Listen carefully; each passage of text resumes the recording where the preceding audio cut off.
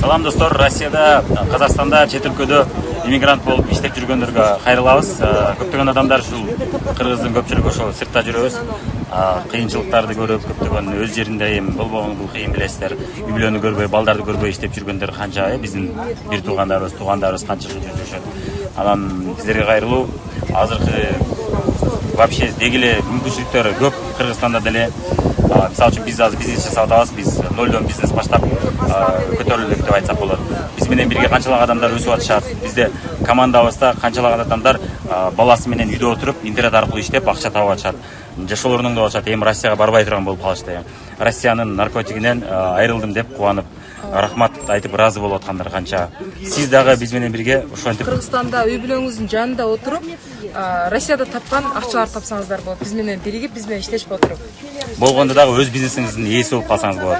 Бул болбостон бирок айлыкка иштебесеңиз.